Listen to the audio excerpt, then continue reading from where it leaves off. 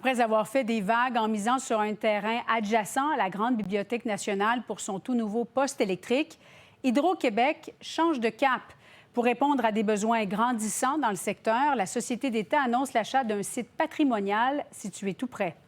Audrey Folliot.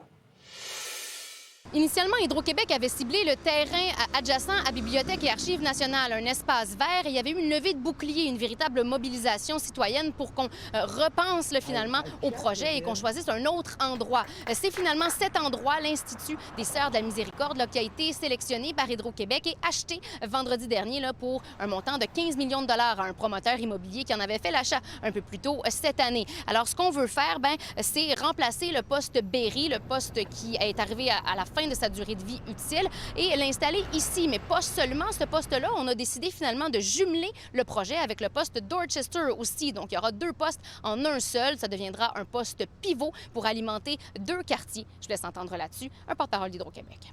C'est vraiment la réflexion qui a eu lieu au printemps qui nous a forcé à repenser, comme je disais, notre approche qui, pendant longtemps, était vraiment conçue sur une base de un quartier, un poste, d'avoir élargi la zone d'analyse à 1 kilomètre. On a analysé 8 sites, si je ne me trompe pas. Il y a environ 50 du bâtiment qui sera utilisé pour ce poste entièrement intérieur, dont les travaux devraient débuter en 2030, si tout va bien.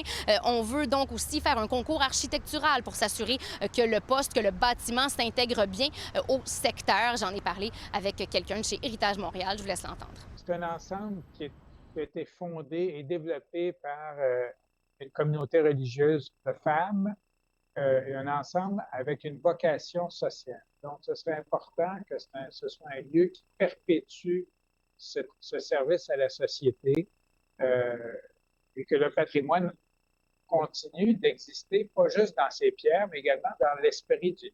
C'est un projet qui est nécessaire, nous dit Hydro-Québec, pour répondre à la demande croissante en électricité dans le secteur. Il y aura plusieurs développements immobiliers, quartier des Lumières, quartier Molson, îlot voyageurs, et aussi il faut répondre à la demande pour l'électrification des transports. Alors, il y aura des consultations, évidemment, pour s'assurer que cette fois, il y a une acceptabilité sociale.